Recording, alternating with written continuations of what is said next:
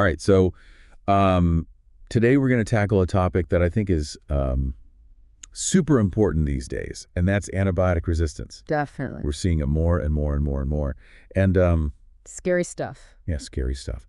And we're going to focus specifically on one of the newer antibiotics on the market, plazomicin. Absolutely. I think it's really important to get a good grasp on this one. Yeah, and Especially if you're medical microbiologists. You were kind enough to provide us with the Aware book from the World Health Organization, which is amazing. It's a fantastic resource, and the chapter on plazomicin is a really good deep dive, I think. Yeah, so if any of you out there are medical microbiologists, this one's really for you. Yeah. We're going to be talking all about plazomicin, how it works, when to use it, why it's so important, and all that kind of stuff. Exactly. Yeah. And it's a reserve antibiotic, right? So it's important to know. It's a reserve antibiotic. Why we're reserving it. Which means we got to be careful with it. Absolutely. Yeah. That's the whole point. Yeah. So let's start off with the basics. Yeah. What is plazomicin? So plazomicin is a semisynthetic aminoglycoside, Okay. which is kind of a mouthful, but essentially it's a modified version of an older class of antibiotics that's been tweaked to combat specific types of resistant bacteria. So like an upgrade. Exactly. Yeah. Yeah, like taking your old classic car and souping it up a little bit. Nice. Yeah. And that's crucial because, we're not talking about treating just sort of everyday infections with plazomicin. Yeah. We're talking about situations where other This is the big guns. antibiotics have failed. Yeah. This is the big guns. Exactly. Life-threatening kind of situations. Yeah, like life-threatening sepsis or really complicated urinary tract infections Oh, wow. that just haven't responded to other treatments. Okay, so this is where a medical microbiologist is really needed. Absolutely. Figure out exactly what's going on. They're the ones on the front lines, Yeah. making these decisions and figuring out what's causing the infection. So before we even consider plazomicin, what kind of lab tests do we need to do? Well, the first step is always identifying the bacteria that's causing the infection. Oh. And that's where things get really interesting with plazomicin because it's particularly effective against certain gram-negative bacteria, Okay. particularly those that are producing KPC and OXA-48. What are Carbapenemases. What are those? Those are enzymes Right. that some bacteria produce that make them resistant to even some of our strongest antibiotics, like carbapenemase. Wow, okay. So these are some pretty tough bugs. So it's effective against those? Yes. But does that mean it's effective against all carbapenem-resistant bacteria? That's a really good question. Yeah. And it's really important to remember that no plazomicin is not effective against all carbapenem-resistant bacteria. Gotcha. So, for example, it's not going to work against bacteria that produce metallo-beta-lactamases. Okay. So it's not So there are still some limitations. it's not a magic bullet. Yeah. There are some limitations. And certain species like Acinetobacter baumannii and Pseudomonas aeruginosa are also usually resistant. Okay. So you really need to know what you're dealing with Really know what you're dealing with before you... jump in with plazomicin. Yeah. Okay. Yeah. So let's say we do all the microbiology tests and we say, okay, this is a good candidate for plazomicin. Right. What other lab tests are we doing? Well, because plazomicin can potentially affect the kidneys. Okay. It's really important to monitor kidney function. So like creatinine levels. Exactly. Checking Right. creatinine levels regularly, making sure that the kidneys are functioning properly. Okay. And how about imaging? Would we do like x-rays or CT scans?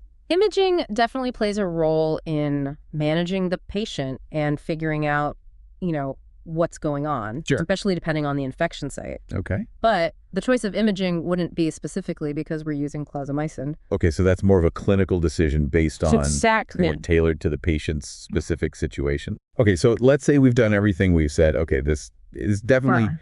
the bug we're dealing with. It's susceptible. Right. Kidneys look good. Okay. How are we giving plazomicin? So plazomicin is given intravenously, directly into the vein. Okay. And the dosage is weight-based, so it's tailored to the individual patient. Okay, so no standard. No one-size-fits-all. Yep. No. For adults with normal kidney function, the typical dose is 15 milligrams per kilogram of body weight given once a day. Oh, once a day, That's good. which is nice Yeah. for compliance, Yeah. everything. Easy. And how long are we giving it for? So typically treatment duration is somewhere between 7 and 14 days. Okay. The key here is to keep the treatment duration as short as possible to minimize side effects and also to prevent resistance from developing. So you want to find that sweet spot between long enough to work, Exactly, Right, but right. not short enough to prevent problems. too long to cause problems. Exactly. Okay, so how does it work? That's the million-dollar question, right? Yep. How does this thing actually kill the bacteria? Yeah, So plazomicin targets the ribosomes of the bacteria, okay, and the ribosomes are basically the protein factories of the cell. okay. They're essential for building all the proteins the bacteria needs to function. Like the assembly line. Exactly, like disrupting the assembly line. Yeah, So by binding to the ribosomes, okay. plazomicin blocks protein synthesis and prevents the bacteria from growing and multiplying. So it's a very targeted Very targeted attack, attack. which is one of the reasons it's so important to use it as a reserve antibiotic. Okay, so that's why it's reserve.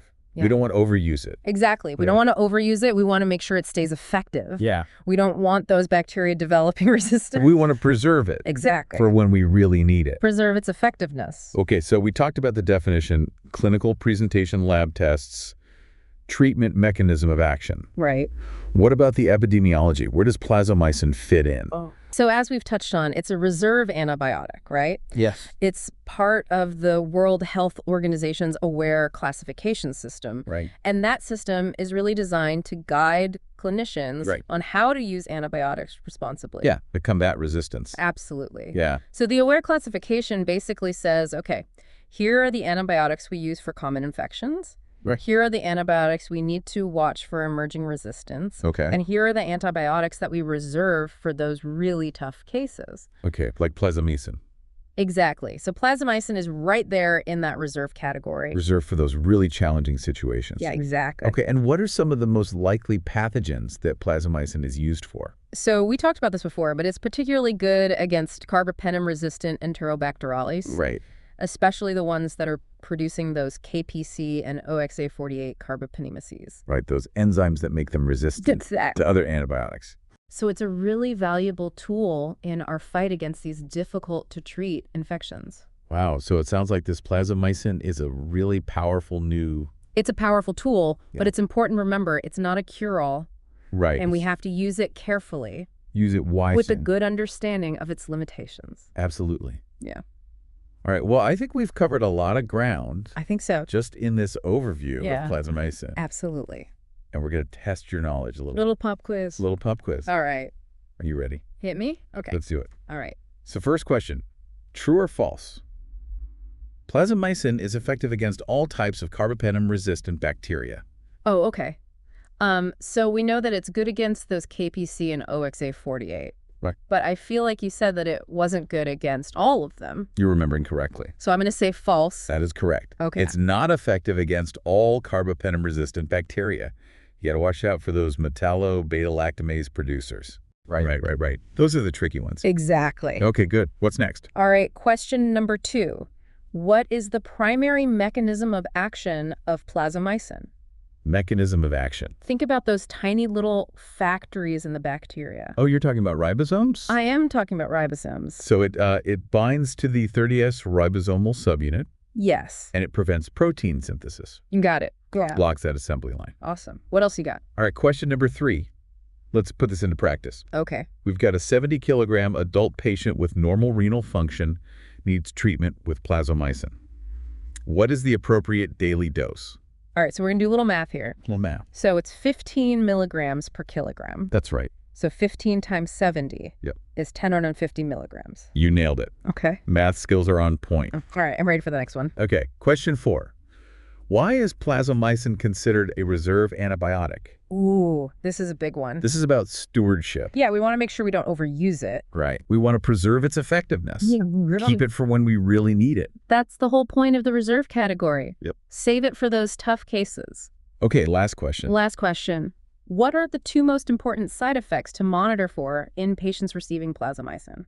Okay, so we talked about the kidneys. We did. So I would say nephrotoxicity, kidney Yeah. damage, Yes, and then also, because it's an aminoglycoside, we have to think about hearing loss absolutely. and vestibular toxicity. You got it. Okay. You aced it. Wow. I feel like I just passed a test. You did great. Thank you. That was a great review.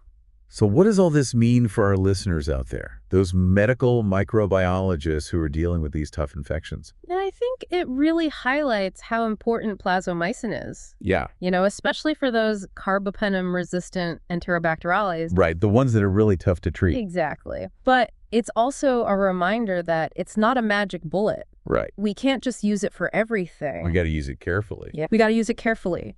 And that's where the expertise of a medical microbiologist is so crucial. Yeah, they're the ones who are really figuring out what's going on. Absolutely. They're the ones identifying the bacteria. Yeah. Figuring out the susceptibility patterns. And guiding the treatment. Exactly. So it's not just about memorizing dosages. It's about understanding the bigger picture. Yeah, the epidemiology. The resistance patterns. The stewardship. All of that. Yeah. It's a team effort. It is. And medical microbiologists are a vital part of that team. I couldn't agree more. So hopefully this deep dive has given everyone a better understanding of this really important antibiotic. I think so. And its role in the fight against resistance. Yeah, it really shows you how fast things are changing. Absolutely. In the world of infectious disease. Definitely. And this plazomicin, it's a good example of that. Yeah. I mean, the Aware book is a great resource for keeping up with all these changes. Yeah, it's a great roadmap for navigating all these different antibiotics. Yeah, it's not just for medical microbiologists either. Right. Anyone who prescribes or uses antibiotics needs to be aware of this stuff. Yeah, it's all of our responsibility. Absolutely. To fight antibiotic resistance. It's a global threat. It is. And we all have to work together. Well said.